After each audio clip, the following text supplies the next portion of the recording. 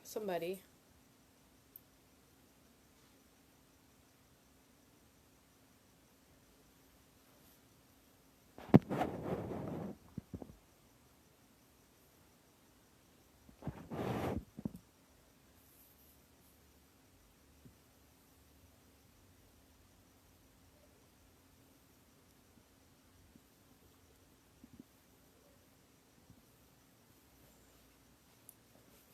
Hello, Eric. Hopefully Stephen will be here momentarily. I know he said 8 was good. And I know he has trouble getting notifications, but I also see that he hasn't seen my message either. So we'll wait a minute.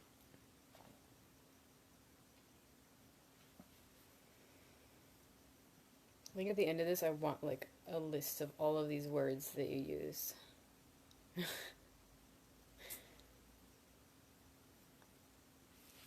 And I want to figure out what they all mean one day.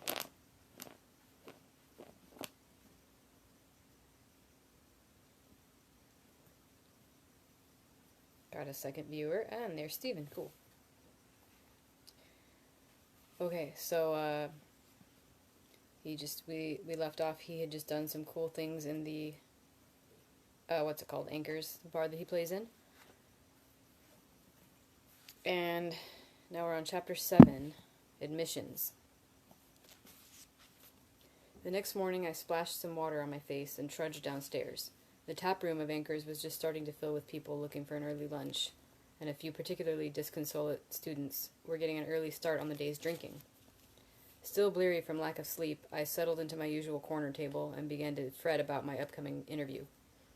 Kilvin and Elk's doll didn't worry me. I was ready for their questions. The same was largely true of Arwell, but the other masters were all varying degrees of mystery to me. Every term, each master put a selection of books on display in tomes, the reading room in the archives. There were basic texts for the low-ranking Alir to study from, with progressively more advanced works for Relar and Elfa. Those books revealed what the masters considered valuable knowledge. Those were the books a clever student studied before admissions. But I couldn't wander into tomes like everyone else. I was the only student who had been banned from the archives in a dozen years, and everyone knew about it. Tomes was the only well-lit room in the whole building, and during admissions there were always people there reading. So I was forced to find copies of the master's texts buried in the stacks. You'd be amazed how many versions of the same book there can be. If I was lucky, the volume I found was identical to the one the master had set aside in tomes. More often, the versions I found were outdated, expurgated, or badly translated. I'd done as much reading as possible over the last few nights, but hunting down the books took precious time, and I was still woefully underprepared. I was lost in these anxious thoughts when Anchor's voice caught my attention. "Actually, that's Kvothe right over there," he said. I looked up to see a woman sitting at the bar. She wasn't dressed like a student. She wore an elaborate burgundy dress with long skirts, a tight waist, and matching burgundy gloves that rose all the way to her elbows. Moving deliberately, she managed to get down off the stool without tangling her feet and made her way over to stand next to my table. Her blonde hair was artfully curled, and her lips were a deeply painted red. I couldn't help wondering what she was doing in a place like Anchor's. "Are you the one who broke the arm of that brat Ambrose Jackus?" she asked. She spoke Autoran with a thick, musical Modigan accent. I'm not going to try to imitate that accent, because I don't know what that sounds like.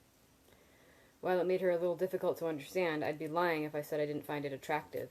The Modigan accent practically sweats sex. "I did," I said. "It wasn't entirely on purpose, but I did." "Then you must let me buy you a drink," she said in the tone of a woman who usually gets her way. I smiled at her, wishing I'd been awake more than 10 minutes so my wits weren't quite so fuddled. "You wouldn't be the first to buy me one on that account," I said honestly. "If you insist, I'll have a Graysdale mead." I watched her turn and walk back to the bar. If she was a student, she was new. If she'd been here more than a handful of days, I would have heard about it from Sim, who kept tabs on all the prettiest girls in town, courting them with artless enthusiasm. The Modigan woman returned a moment later and sat across from me, sliding a wooden mug across the table. Anchor must have just finished washing it, as the fingers of her burgundy glove were wet where they had gripped the handle. She raised her own glass, filled with a deep red wine.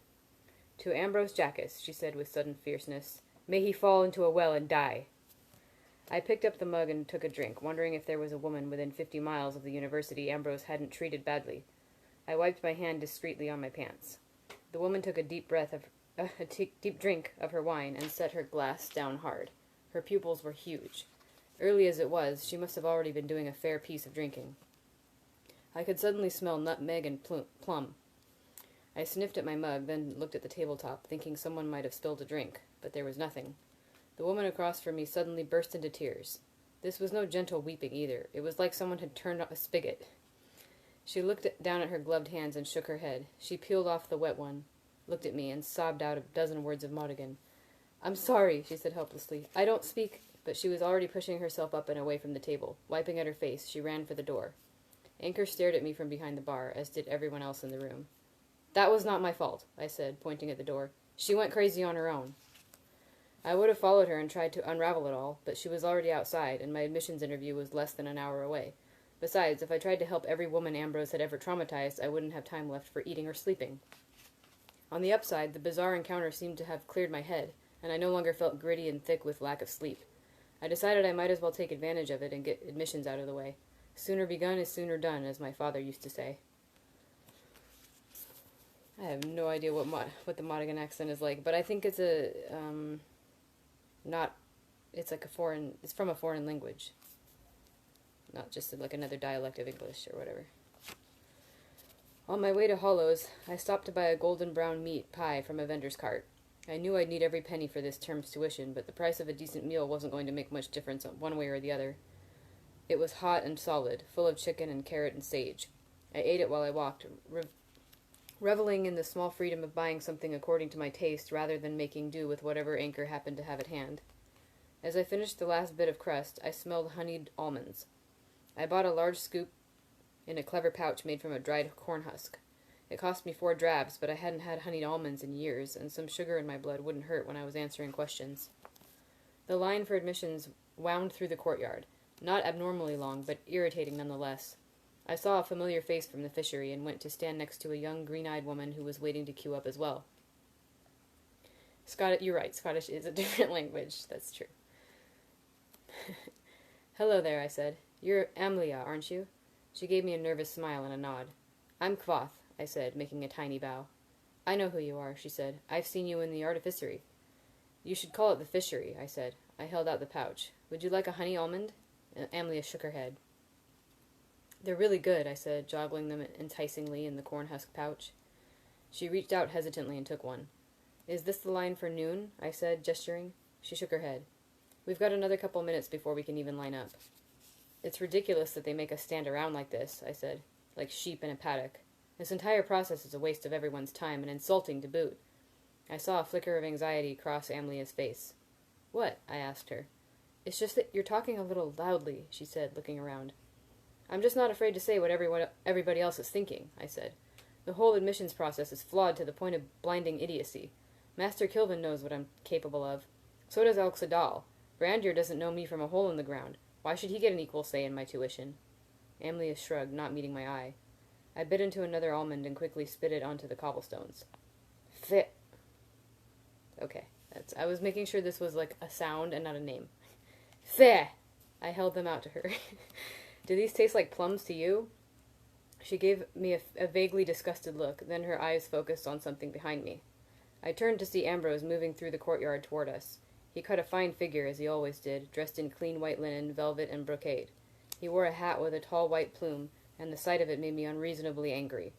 Uncharacteristically, he was alone, devoid of his usual contingent of toadies and bootlickers. "Wonderful," I said, as soon as he came within earshot. "Ambrose, your presence is the horseshit frosting on the horseshit cake that is the admissions interview process." Surprisingly, Ambrose smiled at this. "Ah, Quoth, I'm pleased to see you too."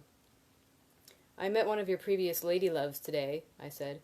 "She was dealing with the sort of profound emotional trauma I assume comes from seeing you naked." His expression soured a little at that, and I leaned over and spoke to Amelia in a stage whisper. "I have it on good report that not only does Ambrose have a tiny, tiny penis, but he can only become aroused in the presence of a dead dog, a painting of the Duke of Gibeah, and a shirtless galley drummer." Amelia's expression was frozen. Ambrose looked at her. You should leave, he said gently. There's no reason you should have to listen to this sort of thing. Amelia practically fled. I'll give you that, I said, watching her go. Nobody can make a woman run like you.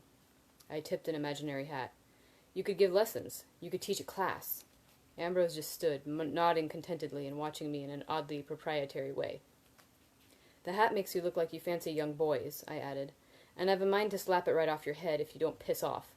I looked at him. Speaking of which, how's the arm? It's feeling a great deal better at the moment, he said pleasantly. He rubbed at it absent-mindedly as he stood there, smiling. I popped another almond into my mouth, then grimaced and spit it out again. What's the matter? Ambrose asked. Don't fancy plum? Then, without waiting for an answer, he turned and walked away. He was smiling. It says a great deal for my state of mind that I simply watched him go, confused. I lifted the pouch to my nose and took a deep breath. I smelled the dusty smell of the corn husk, honey, and cinnamon. Nothing at all of plum or nutmeg. How could Ambrose possibly know? Then everything came crashing together in my head. At the same time, noon bell rang out and everyone with a title similar to mine moved to join the long line winding through the courtyard. It was time for my admissions exam. I left the courtyard at a dead run.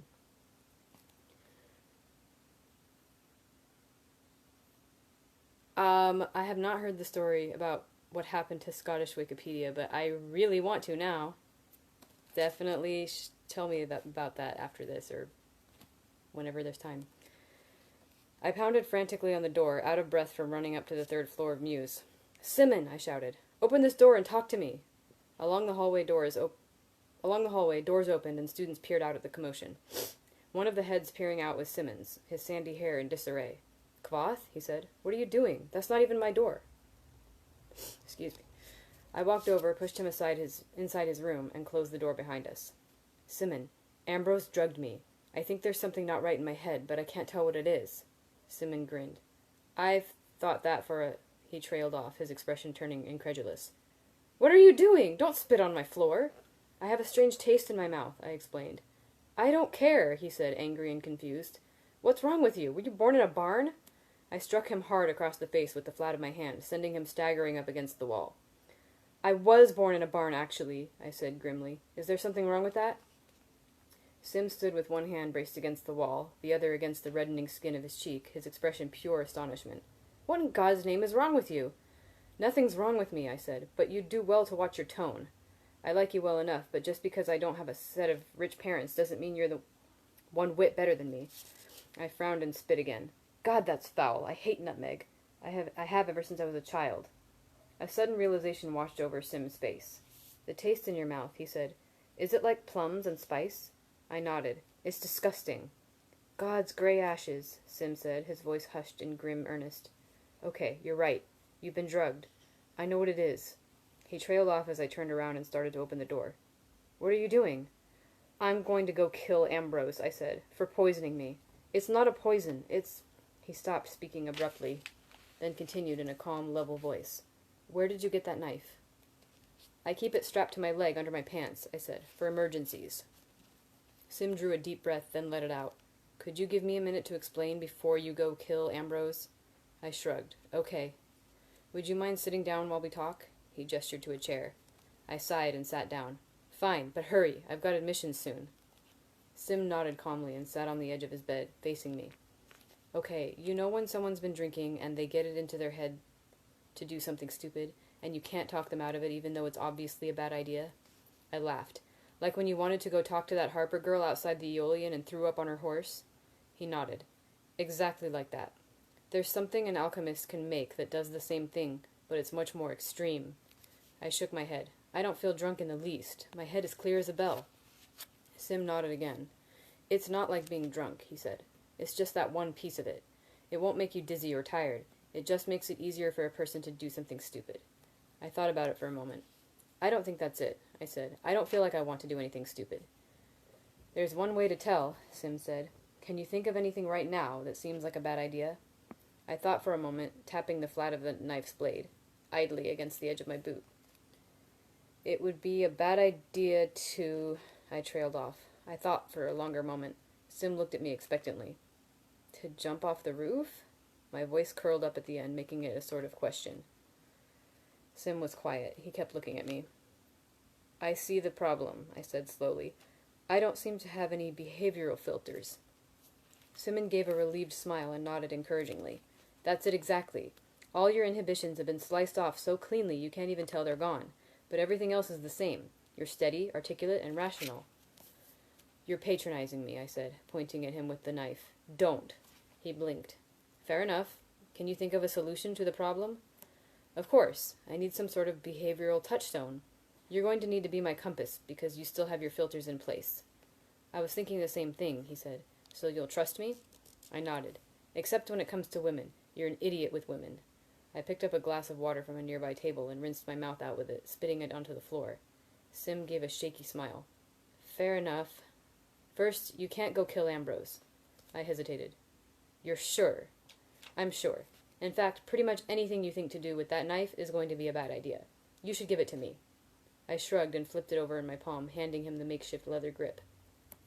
Sim seemed surprised by this, but he took hold of the knife. Merciful Tulu, he said with a profound sigh, setting the knife down on the bed. Thank you. Was that an extreme case? I asked, rinsing my mouth out again. We should probably have some sort of ranking system, like a 10-point scale. Spitting water onto my floor is a 1, he said. Oh, I said. Sorry. I put the cup back onto his desk. The cat is messing with me. It's okay, he said easily. Is 1 low or high? I asked. Low, he said. Killing Ambrose is a 10. He hesitated. Maybe an 8.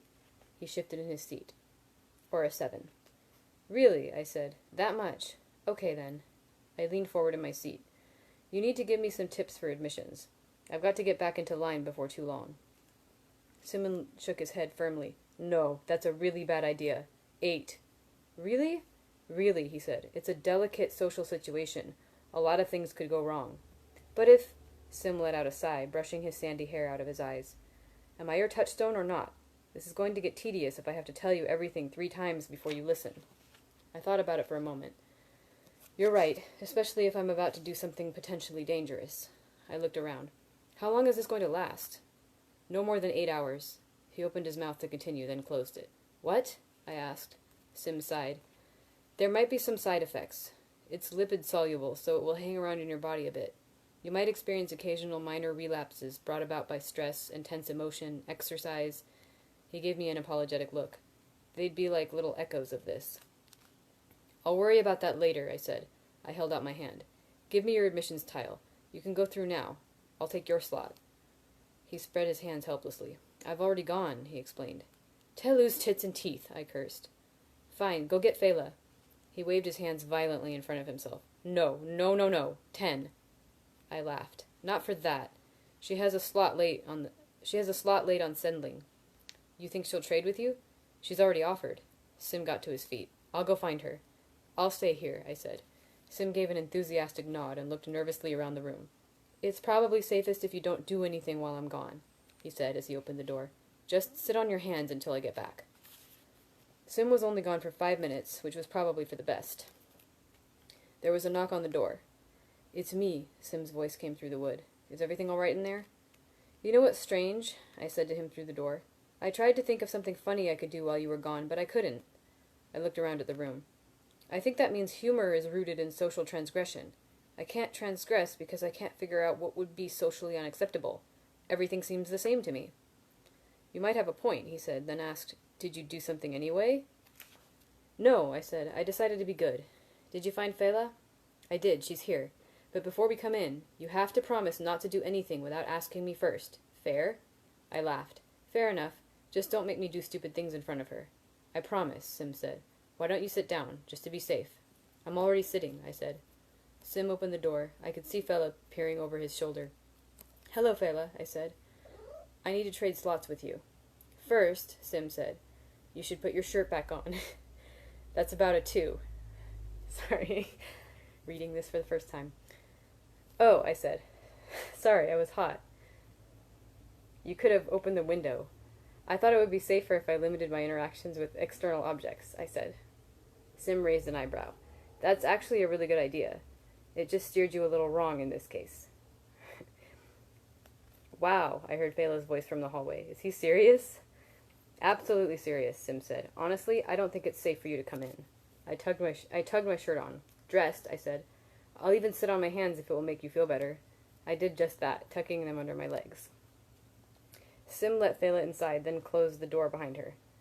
Fela, you are just gorgeous, I said. I would give you all the money in my purse if I could just look at you naked for 2 minutes. I'd give everything I own, except my loot. It's hard to say which of them blushed a deeper red. I think it was Sim. I wasn't supposed to say that, was I? I said. No, Sim said. That's about a 5. But that doesn't make any sense, I said. Women are naked in paintings. People buy paintings, don't they? Women pose for them. Sim nodded. That's true, but still, just sit for a moment and don't say or do anything, okay? I nodded. I can't quite believe this, Fela said, the blush fading from her cheeks. I can't help but think the two of you are playing some sort of elaborate joke on me. I wish we were, Simmon said. This stuff is terribly dangerous.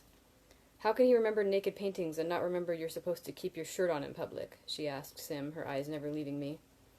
It just didn't seem very important, I said. I took my shirt off when I was whipped. That was public. It seems a strange thing to get in trouble for. Do you know what would happen if you tried to knife Ambrose? Simmon asked. I thought for a second. It was like trying to remember what you'd eaten for breakfast a month ago. There'd be a trial, I suppose, I said slowly, and people would buy me drinks. Fela muffled a laugh behind her hand. How about this? Simmon asked me. Which is worse, stealing a pie or killing Ambrose? This is so funny to me. I gave it a moment's hard thought. A meat pie or a fruit pie? Wow, Fela said breathlessly. That's... She shook her head. It almost makes my skin crawl. Simmon nodded. It's a terrifying piece of alchemy. It's a variation of a sedative called a plum bob. You don't even have to ingest it. It's absorbed straight through the skin. Fela looked at him. How do you know so much about it? Sim gave a weak smile. Mandrag lectures about it in every alchemy class he teaches. I've heard the story a dozen times by now. It's his favorite example of how alchemy can be abused. An alchemist used it to ruin the lives of several government officials in Altur about 50 years ago. He only got caught because a countess ran amok in the middle of a wedding, killed a dozen folk, and... Sim stopped, shaking his head. Anyway, it was bad. Bad enough that the alchemist's mistress turned him over to the guards. I hope he got what he deserved. And with some to spare, Sim said grimly. The point is, it hits everyone a little differently. It's not a simple lowering of inhibition. There's an amplification of emotion, a freeing up of hidden desire combined with a strange type of selective memory, almost like a moral amnesia. I don't feel bad, I said. I feel pretty good, actually, but I'm worried about admissions. Sim gestured. See? He remembers admissions. It's important to him. But other things are just... gone. Is there a cure? Fela asked nervously. Shouldn't we take him to the Medica? Simmon looked nervous. I don't think so. They might try a purgative, but it's not as if there's a drug working through him. Alchemy doesn't work like that. He's under the influence of unbound principles. You can't flush those out the way you'd try to get rid of mercury or ophalum. A purgative doesn't sound like much fun, I added, if my vote counts for anything. And there's a chance they might think he's cracked under admission stress, Sim said to Fela. That happens to a few students every term. They'd stick him in Haven until they were sure. I was on my feet, my hands clenched into fists. I'll be cut into pieces in hell before I let them stick me in Haven, I said, furious. Even for an hour. Even for a minute. Sim blanched and took a step back, raising his hands defensively, palms out. But his voice was firm and calm. Kvoth, I am telling you 3 times. Stop. I stopped. Fela was watching me with wide, frightened eyes. Simmon continued firmly. Kvoth, I am telling you 3 times. Sit down. I sat. Standing behind him, Fela looked at Simmon, surprised. Thank you, Simmon said graciously, lowering his hands. I agree, the Medica isn't the best place for you. We can just ride this out here. That sounds better to me, too, I said. Even if things did go smoothly at the Medica, Simmon added, I expect you will be more inclined to speak your mind than usual. He gave a small, wry smile. Secrets are the cornerstone of civilization, and I know you have a few more than most folk. I don't think I have any secrets, I said. Sim and Fela both burst out laughing at the same time. I'm afraid you just proved his point, Fela said. I know you have at least a few. So do I, Sim said. You're my touchstone, I shrugged. Then I smiled at Fela and pulled out my purse. Sim shook his head at me. No, I've already told you. Seeing her naked would be the worst thing in the world right now. Fela's eyes narrowed a little at that. What's the matter? I asked. Are you worried I'll tackle her to the ground and ravage her? I laughed. Sim looked at me. Wouldn't you? Of course not, I said. He looked at Fela, then back.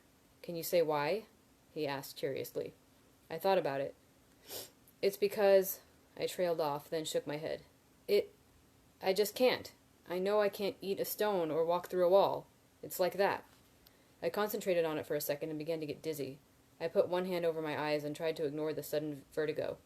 Please tell me I'm right about that, I asked, suddenly scared. I can't eat a stone, can I? You're right, Fella said quickly. You can't. I stopped trying to rummage around the inside of my mind for answers, and the odd vertigo faded. Sim was watching me intently.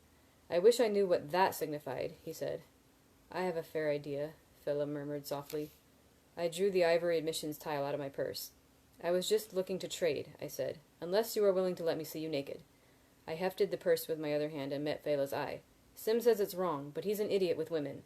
My head might not be screwed on quite as tightly as I'd like, but I remember that clearly.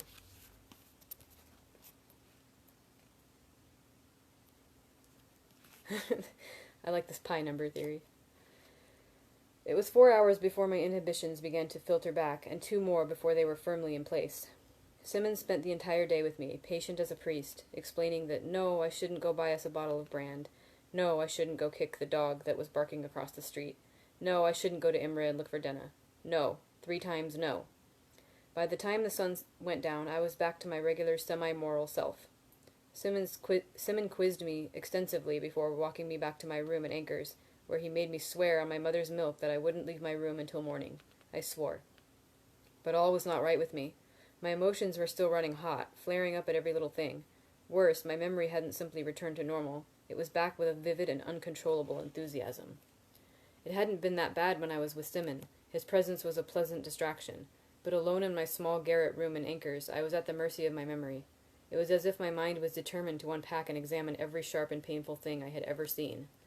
You might think the worst memories were those of when my troop was killed, of how I came back to our camp and found everything aflame, the unnatural shapes my parents' bodies made in the dim twilight, the smell of scorched canvas and blood and burning hair, memories of the ones who'd killed them, of the Chandrian, of the man who spoke to me, grinning all the while, of Cinder. These were bad memories, but over the years I had brought them out and handled them so often there was hardly a sharp edge left to them. I remembered the pitch and timbre of Haliax's voice as clearly as my father's.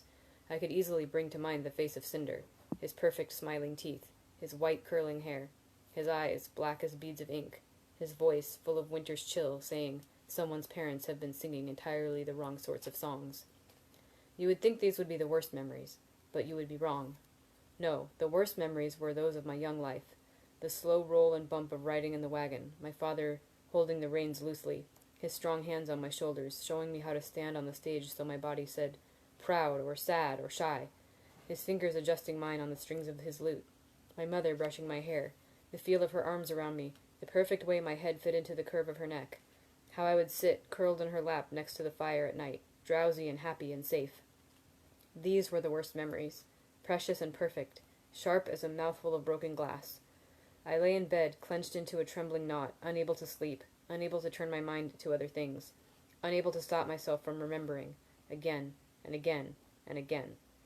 Then there came a small tapping at my window, a sound so tiny I didn't notice it until it stopped.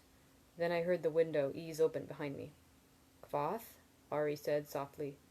I clenched my teeth against the sobbing and lay still as I could, hoping she would think I was asleep and leave. "Kvath?" she called again. "I brought you—" There was a moment of silence. Then she said, "Oh." I heard a soft sound behind me. The moonlight showed her tiny shadow on the wall as she climbed through the window. I felt the bed move as she settled onto it. A small, cool hand brushed the side of my face. "It's okay," she said quietly. "Come here." I began to cry quietly, and she gently uncurled the tight knot of me until my head lay in her lap. She murmured, brushing my hair away from my forehead, her hands cool against my hot face. "I know," she said sadly. "It's bad sometimes, isn't it?" She stroked my hair gently, and it only made me cry harder. I could not remember the last time someone had touched me in a loving way. "I know," she said. "You have a stone in your heart, and some days it's so heavy there is nothing to be done. But you don't have to be alone for it. You should have come to me. I understand." My body clenched, and suddenly the taste of plum filled my mouth again. "I miss her," I said before I realized I was speaking. Then I bit it off before I could say anything else. I clenched my teeth and shook my head furiously, like a horse fighting its reins. "You can say it," Ari said gently. I shook again, tasted plum, and suddenly the words were pouring out of me. She said I sang before I spoke. She said when I was just a baby she had the habit of humming when she held me. Nothing like a song, just a descending third, just a soothing sound. Then one day she was walking me around the camp, and she heard me echo it back to her, 2 octaves higher, a tiny piping third. She said it was my first song. We sang it back and forth to each other. For years. I choked and clenched my teeth, not back, just clenched them. You can say it, Ari said softly. It's okay if you say it. I'm never going to see her again, I choked out. Then I began to cry in earnest. It's okay, Ari said softly. I'm here. You're safe. Oh. Can't. Cool. That was the end of that chapter.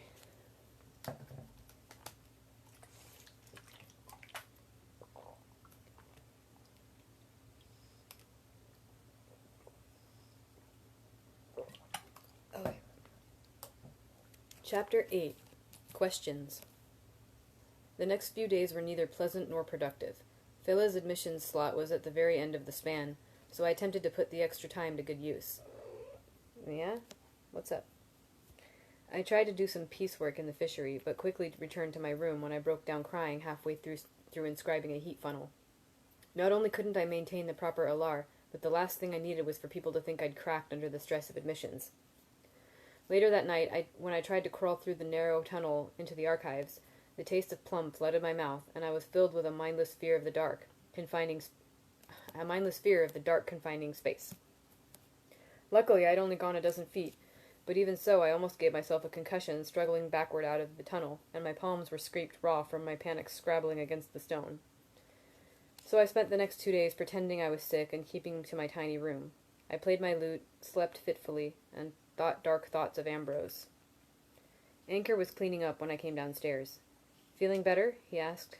A bit, I said. Yesterday I'd only had 2 plum echoes, and they were very brief. Better yet, I'd managed to sleep the whole night through. It seemed I was through the worst of it. You hungry? I shook my head. Admissions today. Anchor frowned. You should have something then. An apple. He bustled around behind the bar, then brought out a pottery mug and a heavy jug. Have some milk, too. I've got to make use of it before it turns. Damn iceless started giving up the ghost a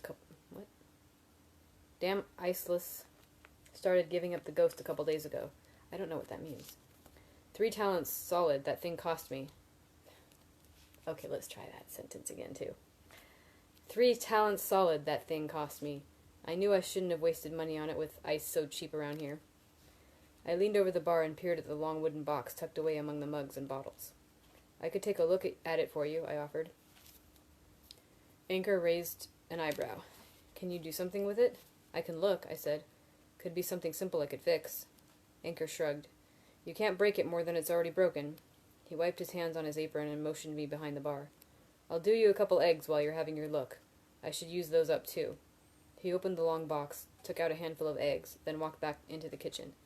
I made my way around the corner of the bar and knelt to look at the iceless. It was a stone-lined box the size of a small traveling trunk. Anywhere other than the university, it would have been a miracle of artificing, a luxury. Here, where such things were easy to come by, it was just another piece of needless god-bothering that wasn't working properly. It was about as simple a piece of artificing as could be made. No moving parts at all, just 2 flat bands of tin covered in sigildry that moved heat from one end of the metal band to the other. It was really nothing more than a slow, inefficient heat siphon. I crouched down and rested my fingers on the tin bands. The right-hand one was warm, meaning the half on the inside would be correspondingly cool, but the one on the left was room temperature. I craned my neck to get a look at the sigildry and spotted a deep scratch in the tin, scoring through 2 of the runes. That explained it. A piece of sigildry is like a sentence in a lot of ways. If you remove a couple words, it simply doesn't make any sense. I should say it usually doesn't make sense. Sometimes a damaged piece of sigildry can do something truly unpleasant. I frowned down at the band of tin. This was sloppy artificing. The runes should have been on the inside of the band where they couldn't be damaged. I rummaged around until I found a disused ice hammer in the back of a drawer. Then carefully tapped the 2 undamaged runes flat into the soft surface of the tin. Then I concentrated and used the tip of a paring knife to etch them back into the thick metal band. Anchor emerged from the kitchen with a plate full of eggs and tomatoes. It should work now, I said. I started eating out of politeness, then realized I was actually hungry. Anchor looked over the box, lifting the lid. That easy? Same as anything else, I said, my mouth half full. Easy if you know what you're doing. It should work. Give it a day and see if it actually chills down. I hear a cat making noises. I don't know what they're doing. I finished off the plateful of eggs and drank the milk as quickly as I could without being rude. I'll need to cash out my bar credit today, I said. Tuition's going to be hard this term. Anchor nodded and checked a small ledger he'd kept underneath the bar, tallying all the Graysdale mead I'd pretended to drink over the last 2 months. Then he pulled out his purse and counted out 10 copper jots onto the bar. A full talent, twice what I'd expected. I looked up at him, puzzled. One of Kilvin's boys would have charged me at least half a talent to come round and fix this thing, Anchor explained, kicking at the iceless.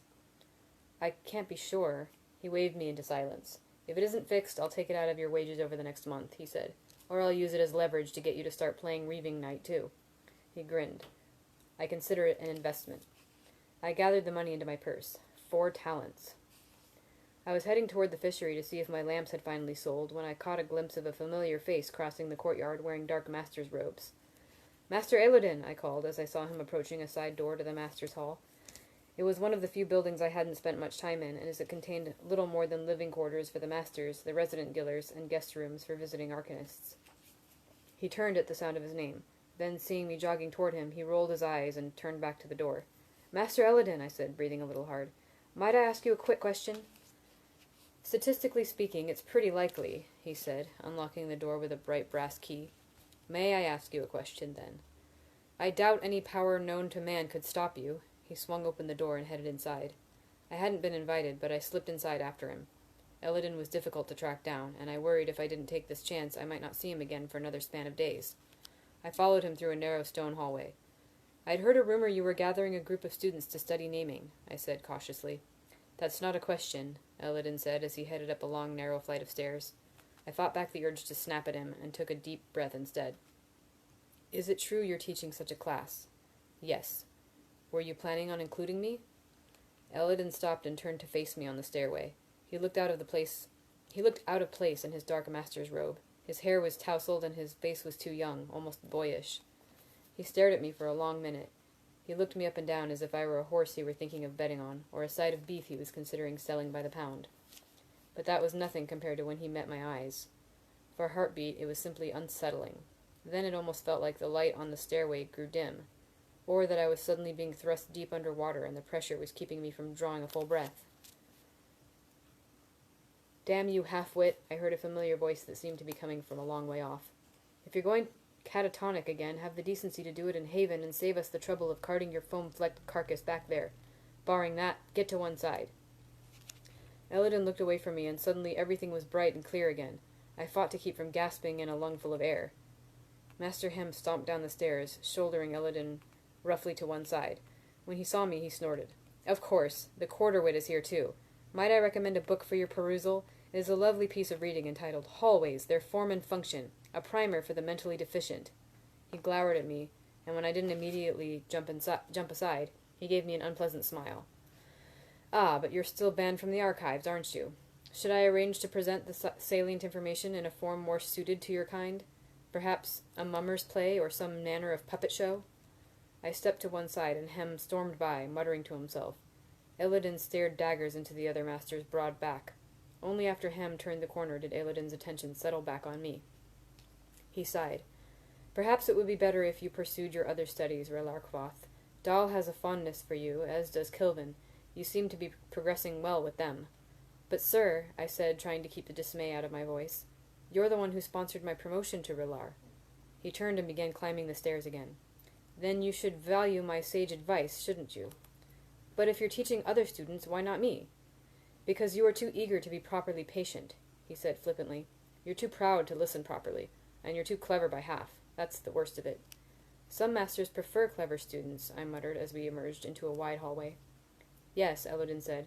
Dal and Kilvin and Arwyll like clever students. Go study with one of them. Both our lives will be considerably easier because of it. But Elodin came to an abrupt halt in the middle of the hallway. Fine, he said. Prove you're worth teaching. Shake my assumptions down to their foundation stones. He patted at his robes dramatically, as if looking for something lost in a pocket. Much to my dismay, I find myself without a way to get past this door. He rapped it with a knuckle. What do you do in this situation, Relar quoth? I smiled, despite my general irritation. He couldn't have picked a challenge more perfectly suited to my talents. I pulled a long, slender piece of spring steel out of a pocket in my cloak, then knelt in front of the door and eyed the keyhole. The lock was substantial, made to last.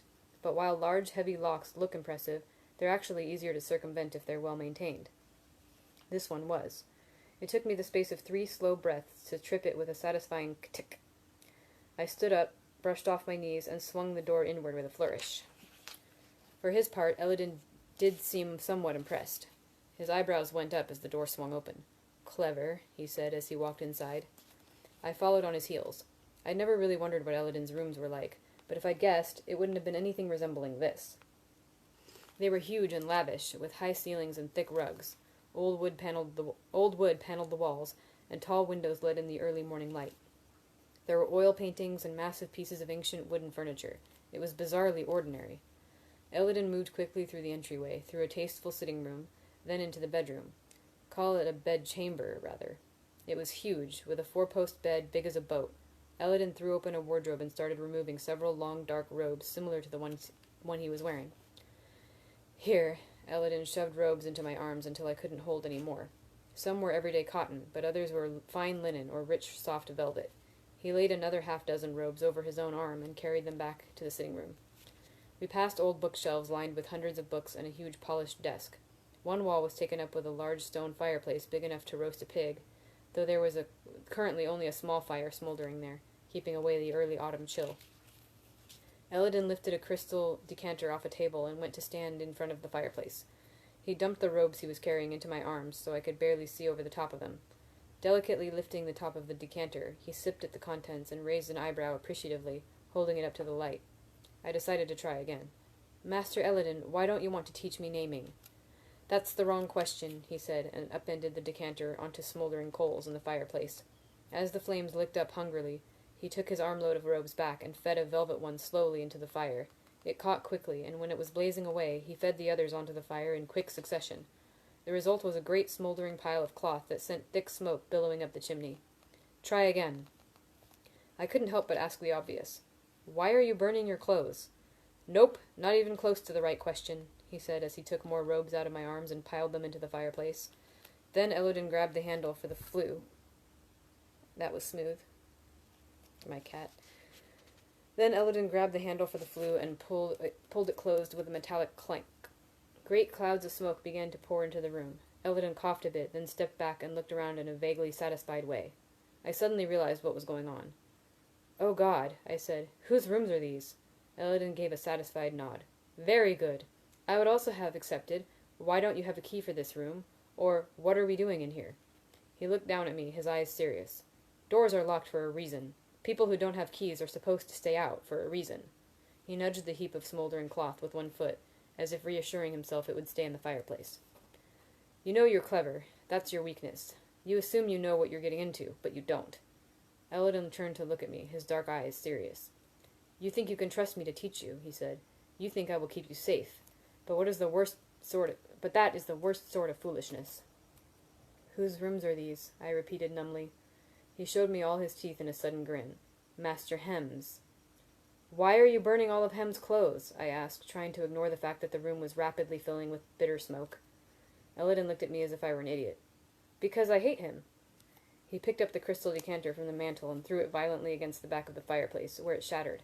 The fire began to burn more vigorously from whatever had been left inside. The man is an absolute tit. Nobody talks to me like that. Smoke continued to boil into the room. If it weren't for the high ceilings, we'd already be choking on it. Even so, it was becoming hard to breathe as we made our way to the door. Elodin opened it, and smoke rolled out into the hallway. We stood outside the door, staring at each other while the smoke billowed past. I decided to take a different tack on the problem. I understand your hesitation, Master Elodin, I said. Sometimes I don't think things all the way through. Obviously. And I'll admit there have been times when my actions have been... I paused, trying to think of something more humble than ill-considered. Stupid beyond all mortal ken? Elodin said, helpfully. My temper flared, burning away my brief attempt at humility. Well, thank God I'm the only one here that's ever made a bad decision in my life, I said, barely keeping my voice this side of a shout. I looked at him hard in the eye. "I've heard stories about you too, you know. They say you toughed things up pretty well yourself back when you were a student here." Elodin's amused expression faded a bit, leaving him looking like he'd swallowed something and it had gotten stuck halfway down. I continued. "If you think I'm reckless, do something about it. Show me the straighter path. Mold my supple young mind." I sucked in a lungful of smoke and began to cough, forcing me to cut my tirade short. "Do something, damn you," I choked out. "Teach me!" I hadn't really been shouting, but I ended up breathless all the same. My temper faded as quickly as it had flared up, and I worried I'd gone too far. But Elodin just looked at me. "What makes you think I'm not teaching you?" he asked, puzzled. "Aside from the fact that you refuse to learn." Then he turned and walked down the hallway. "I'd get out of here if I were you," he said over his shoulder. "People are going to want to know who's responsible for this, and everyone knows you and Hem don't get on very well." I felt myself break into a panicked sweat. "What?" "I'd wash up before admissions, too," he said. "It won't look good if you show up reeking of smoke. I live here," Elodin said, pulling a key from his pocket and unlocking a door at the far end of the hallway. "What's your excuse?" Okay. "Hi, Matthew." Matt. I don't know why I said Matthew. Okay, there's one more short chapter, so we've got time. Chapter 9. A Civil Tongue. My hair was still wet when I made my way through a short hallway, then up the stairs onto the stage of an empty theater. As always, the room was dark except for the huge crescent-shaped table.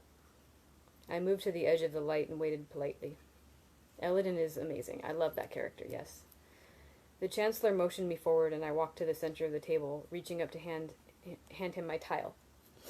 Sorry I'm rubbing my nose so much. For some reason it's deciding to itch right at this moment, just while I'm reading. Then I stepped back to stand in the circle of slightly brighter light between the two outthrust horns of the table. The 9 masters looked down at me.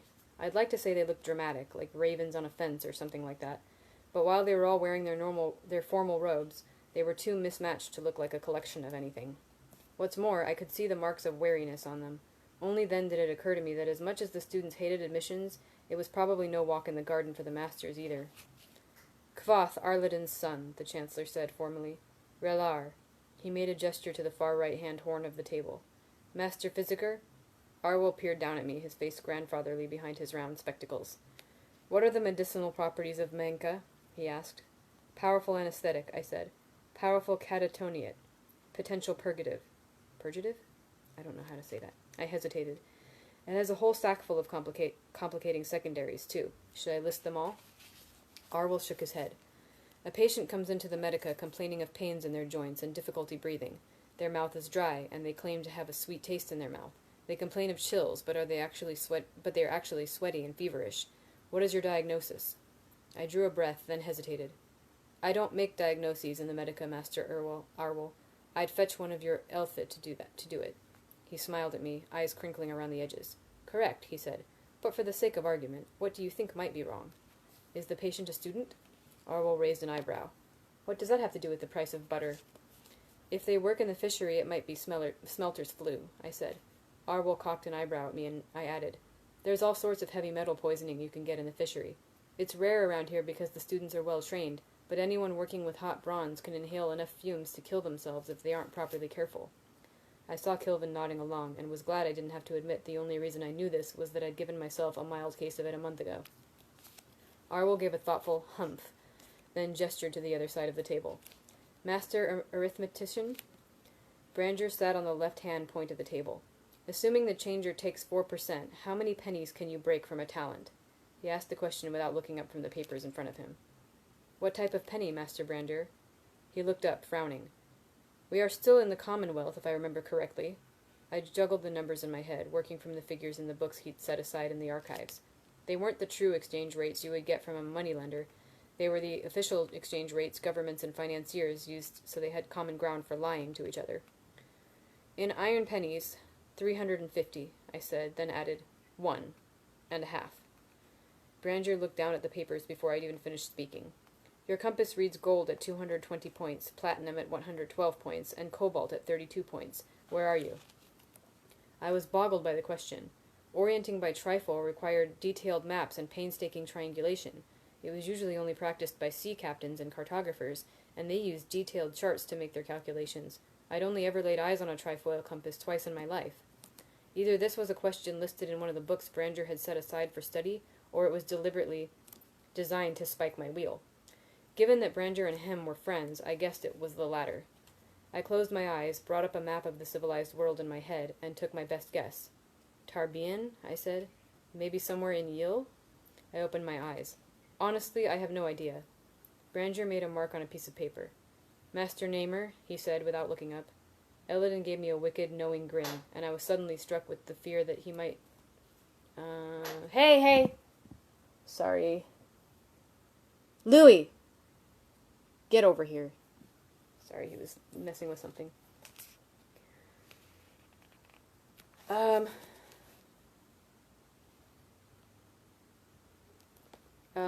Elodin gave me a wicked, knowing grin, and I was suddenly struck with the fear that he might reveal my part of what we had done in Hem's rooms earlier that morning. Instead, he held up 3 fingers dramatically. You have 3 spades in your hand, he said, and there have been 5 spades played. He steepled his fingers and looked at me seriously. How many spades is that? 8 spades, I said. The other masters stirred slightly in their seats. Arvel sighed. Kilvin slouched. Hem and Branger went so far as to roll their eyes at each other. Altogether they gave the impression of long-suffering exasperation. Illidan scowled at them. What? He demanded, his voice going hard around the edges. You want me to take this song and dance more seriously? You want me to ask him questions only a namer can answer? The other masters stilled at this, looking uncomfortable and refusing to meet his eye. Hem was the exception and glared openly. Fine, Illidan said, turning back to me. His eyes were dark and his voice had a strange resonance to it. It wasn't loud, but when he spoke, it seemed to fill the entire hall. It left no space for any other sound. Where does the moon go, Illidan asked grimly, when it is no longer in our sky? The room seemed unnaturally quiet when he stopped speaking, as if his voice had left a hole in the world. I waited to see if there was more to the question. I haven't the slightest, I admitted. After Illidan's voice, my own seemed rather thin and insubstantial. Illidan shrugged, then gestured graciously across the table. Master Sympathist. Elxadal was the only one who really looked comfortable in his formal robes. As always, his dark beard and lean face made me think of the evil magician in so many bad Arturan plays. He gave me a bit of a sympathetic look. How about the binding for linear galvanic attraction? He said in an offhand way. I rattled it off easily. He nodded. What's the distance of insurmountable decay for iron? 5.5 miles, I said, giving the textbook answer despite the fact that I had some quibbles with the term insurmountable. While it was true that moving any significant amount of energy more than 6 miles was statistically impossible, you could still use sympathy to douse over much greater distances. Once an ounce of water is boiling, how much heat will it take to boil it completely away? I dragged up what I could remember from the vaporization tables I'd worked with in the fishery. 180 thoms, I said with more assurance than I actually felt. Good enough for me, Dal said. Master Alchemist? Mandrag waved a mottled hand dismissively. I'll pass. He's good with questions about spades, Elodin suggested. Mandrag frowned at Elodin. Master Archivist. Loren stared down at me, his long face impassive. What are the rules of the archives? I flushed at this and looked down. Move quietly, I said. Respect the books. Obey the scribs. No water, no food. I swallowed. No fire. Loren nodded. Nothing in his tone or demeanor indicated any sort of disapproval, but that just made it worse. His eyes moved across the table. Master Artificer. I cursed inwardly. Over the last span, I'd read all 6 books Master Loren had set aside for Relar to study from. Fell to me, Rise, Iron and Fire, Auteur and Empire alone took me 10 hours. I wanted few things more than access to the archives, and I desperately hoped to impress Master Loren by answering whatever questions he could think to ask. But there was no help for it. I turned to face Kilvin. Galvanic throughput of copper, the great bear-like master rumbled through his beard. I gave it to 5 places. I'd had to use it while making calculations for the deck lamps. Conductive coefficient of gallium. I needed to know what to dope the emitters for the lamp. Was Kilvin lobbing me easy questions? I gave the answer. Good, Kilvin said. Master rhetorician. I drew a deep breath as I turned to look at Hem. I had gone so far as to read 3 of his books, though I have a sharp loathing for rhetoric and pointless philosophy. Still, I could tamp down my distaste for 2 minutes' time and play the part of a good, humble student. I am one of the Rua. I could act the part. Hem scowled at me, his round face like an angry moon. Did you set fire to my rooms, you little ravel bastard? The raw nature of the question caught me entirely off my guard. I was ready for impossibly hard questions, or trick questions, or questions he could twist to make any answer I gave him seem wrong. But this sudden accusation caught me utterly wrong-footed. I don't know if it's ravel or revel? I don't know what word this is. Revel is a term I particularly despise. A welter of emotion rolled through me, and it brought the sudden taste of plum to my mouth. While part of me was still considering the most gracious way to respond, I found I was already speaking. I didn't set fire to your rooms, I said honestly, but I wish I had, and I wish you'd been in there when it started, sleeping soundly. Hem's expression turned from scowling to astonished. Relar Quath, the Chancellor snapped. You will keep a civil tongue in your head, or I will bring you up on charges of conduct unbecoming myself. The taste of plum disappeared as quickly as it had come, leaving me feeling slightly dizzy and sweating with fear and embarrassment. My apologies, Chancellor, I said quickly, looking down at my feet. I spoke in anger. Revel is a term my people find particularly offensive. Its use makes light of the systematic slaughter of thousands of Rua. A curious line appeared between the Chancellor's eyebrows. I'll admit I don't know that particular etymology, he mused. I guess I'll make that my question. Hold off, Hem interrupted. I'm not finished. You are finished, the Chancellor said, his voice hard and firm. You're as bad as the boy, Jason, and with less excuse. You've shown you can't conduct yourself in a professional manner, so stint thy clep, and consider yourself lucky I don't call for an official censure. Hem went white with anger, but he held his tongue. The Chancellor turned to look at me. Master Linguist, he announced himself formally. Relar Quoth, what is the etymology of the word revel? It comes from the purges instigated by Emperor Alcyone, I said. He issued a proclamation saying any of the traveling rabble... Oh, so it's rabble, okay. He issued a proclamation saying any of the traveling rabble on the roads were subject to fine, imprisonment, or transportation without trial. The term became shortened to ravel through metaplasmic enclitization. It's the same length. It's just spelled differently. I nodded. Though I also expect there is a connection to the term ravel end, referring to the ragged appearance of performing troops that are out at the heels. The Chancellor nodded formally. Thank you, Relar Quoth. Take a seat while we confer. Okay. Yep. So I'll end it there. Those were some really great chapters. The map in his head was backwards. Yeah. Jafar from Aladdin. Yeah, that's almost pretty much what I was picturing. Alright. Well, cool. We'll maybe continue this on Friday. Thanks for watching.